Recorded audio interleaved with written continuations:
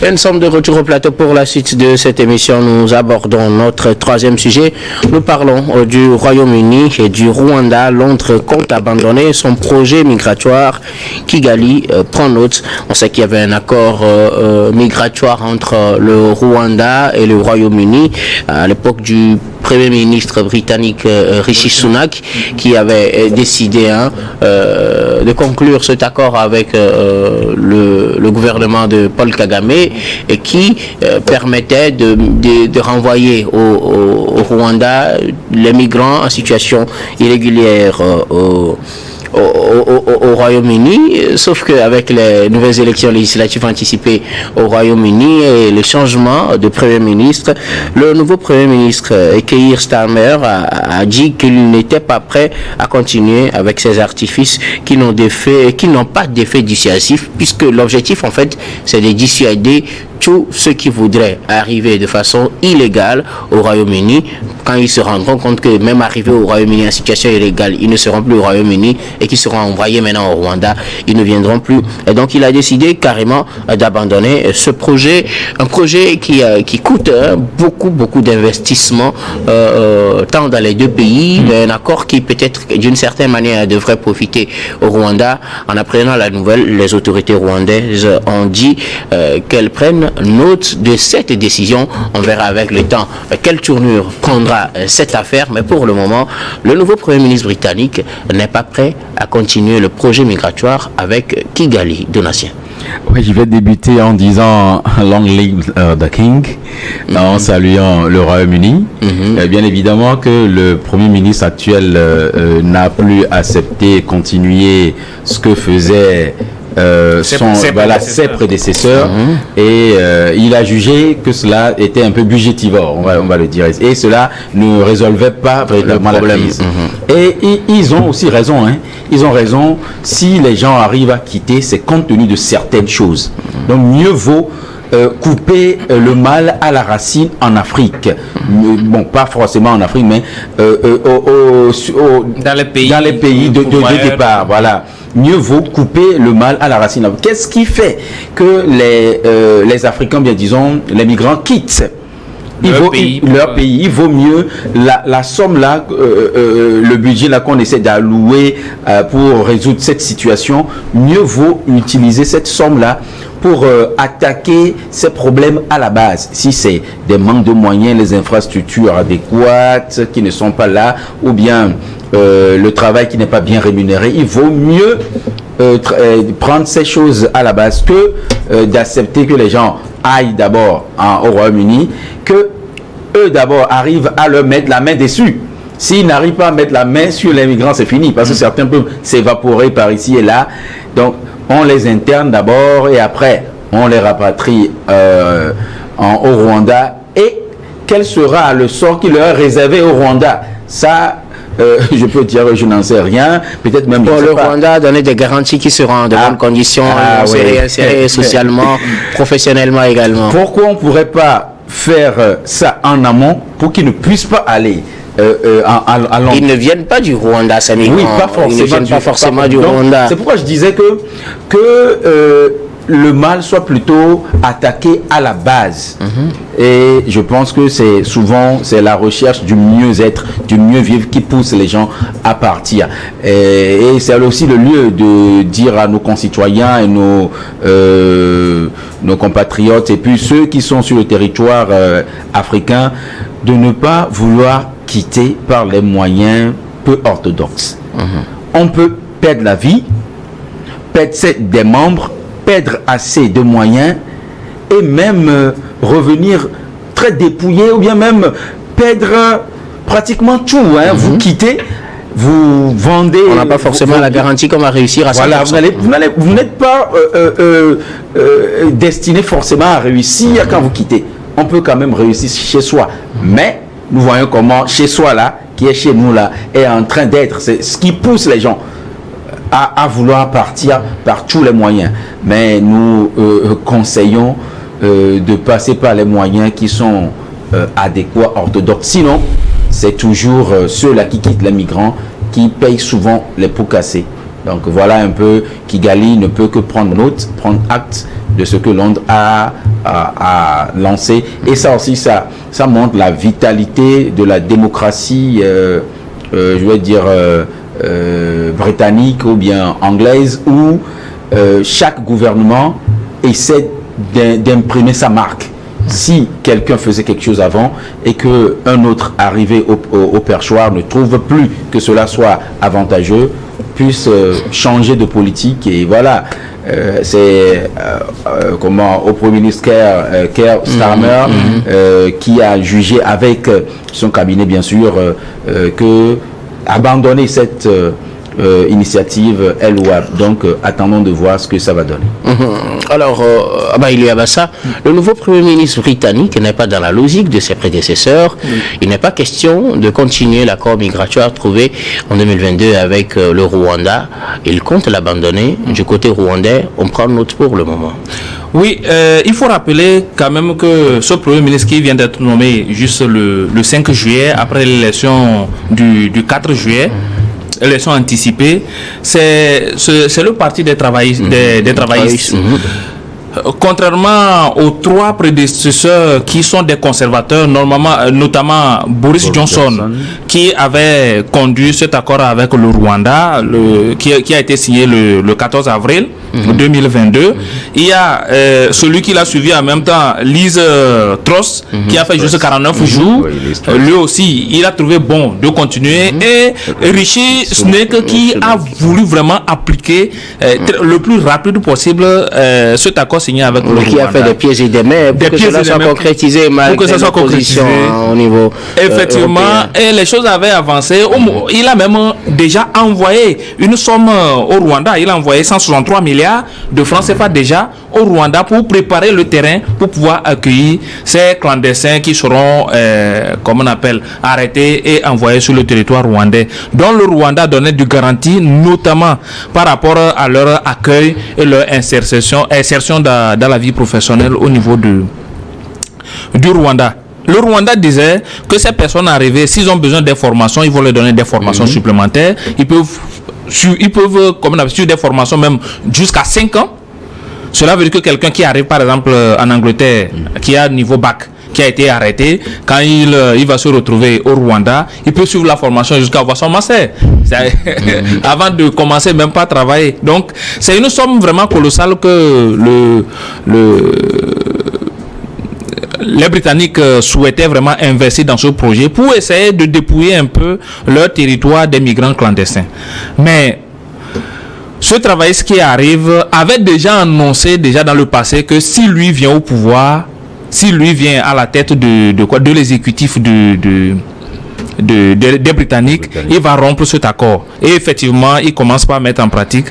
Le Rwanda a déjà pris acte de cette décision des nouvelles autorités.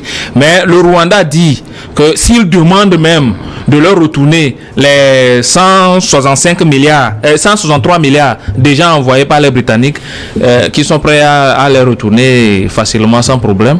Mais ils disent aussi qu'ils ne sont pas obligés de retourner cette somme aux Britanniques. Je pense que les Britanniques, les nouvelles autorités, ils ont une autre vision carrément différente de ce que les gens ont, les anciens, les prédécesseurs, surtout les conservateurs, ont des migrants clandestins surtout.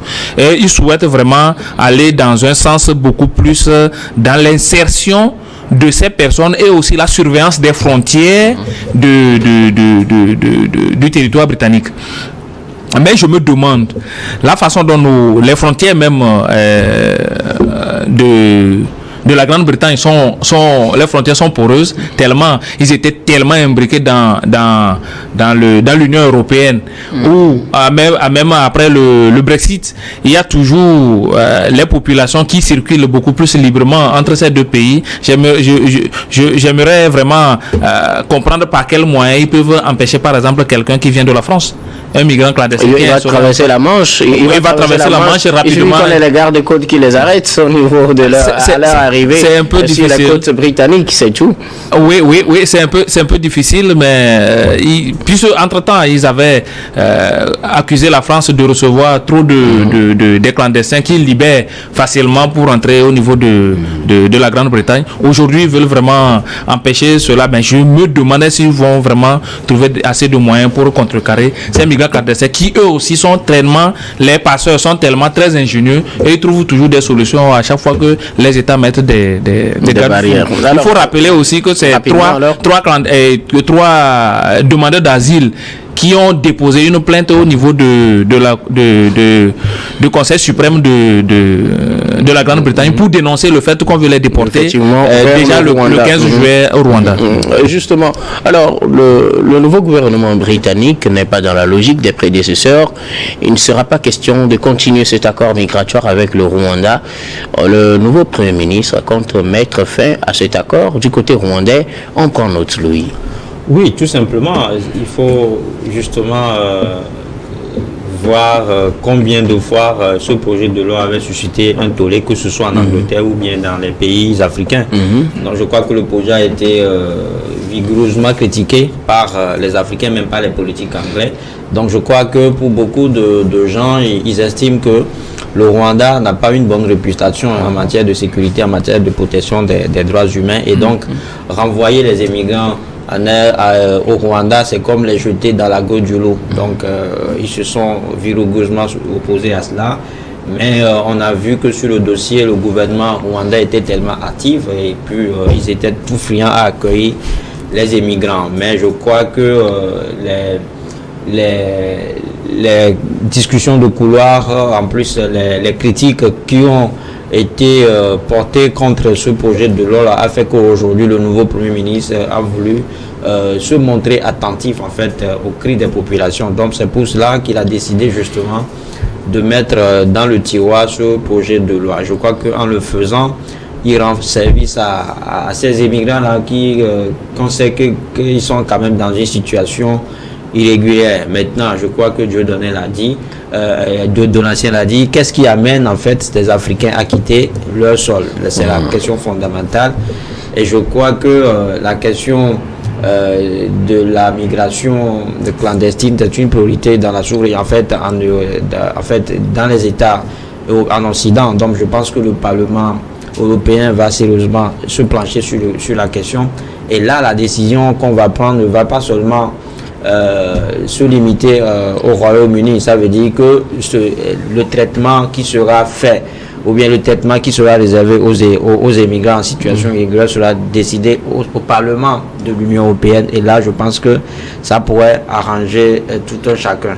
Si le gouvernement britannique veut bien sûr la position de l'Union européenne, puisqu'ils ont quitté l'Union européenne, mais quand même, si l'Union européenne prend cette décision, peut-être que ça va réduire le flux au niveau de l'Europe, et donc ne plus, peut-être ça va empêcher aussi qu'on ait un grand flux au niveau des côtes britanniques. Ouais, ce qu'il faut noter, c'est que ça dit que le nouveau Premier ministre qui vient n'est pas dans la logique de conserver ces immigrants sur le sol anglais. Ils vont certainement les expulser. Mais à quelle manière?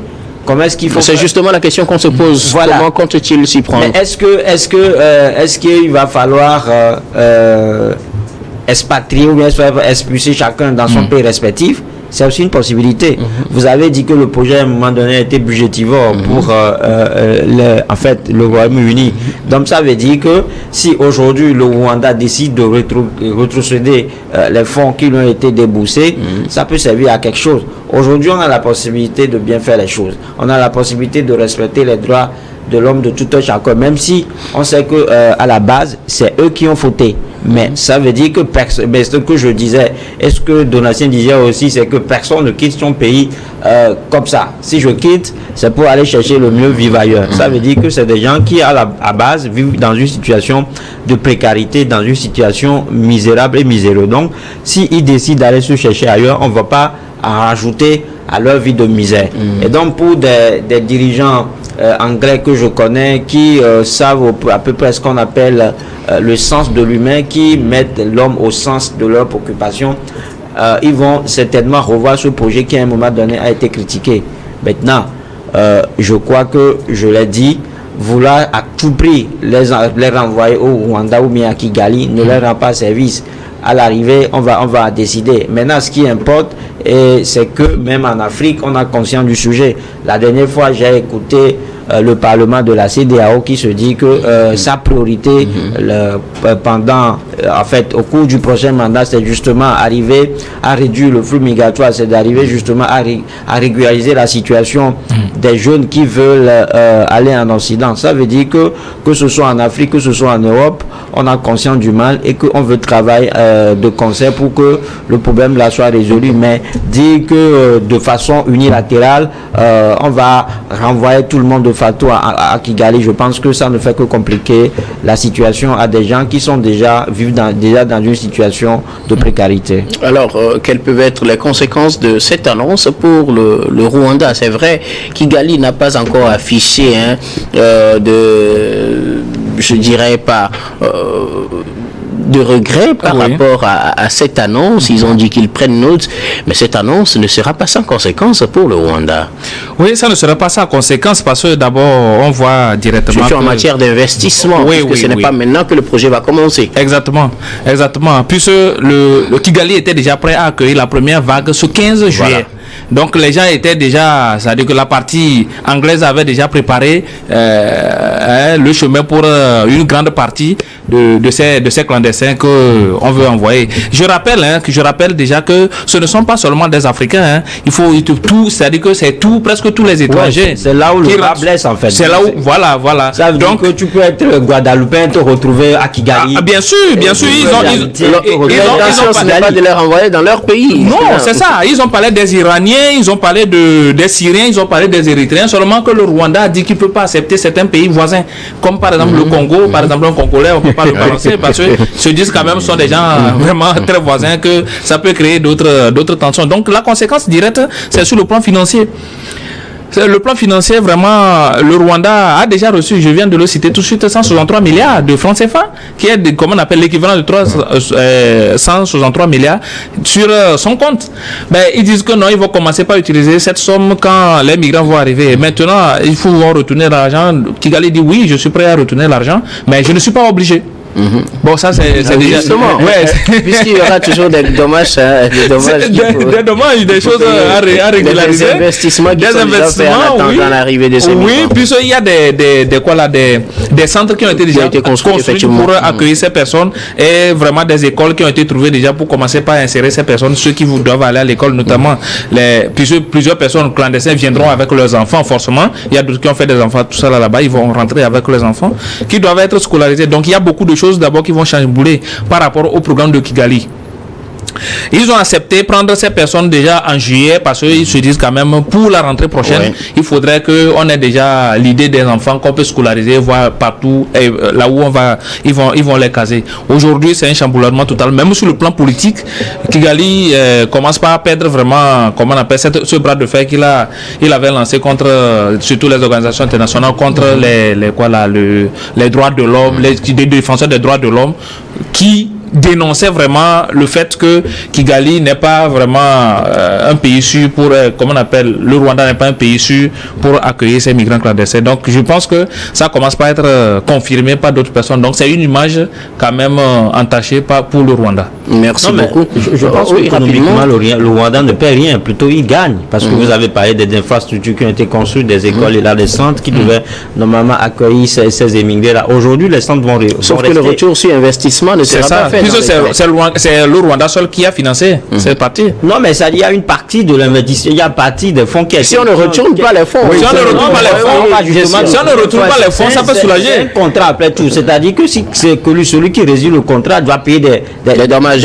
Okay. Et ça revient... Le Rwanda est clair qu'il n'est pas obligé de retourner l'argent. Donc c'est déjà bon. Merci beaucoup à vous pour votre émission. Je pense qu'on s'est compris. Merci beaucoup à vous. Nous allons marquer une nouvelle pause, puis on revient tout à l'heure pour la dernière partie de cette émission.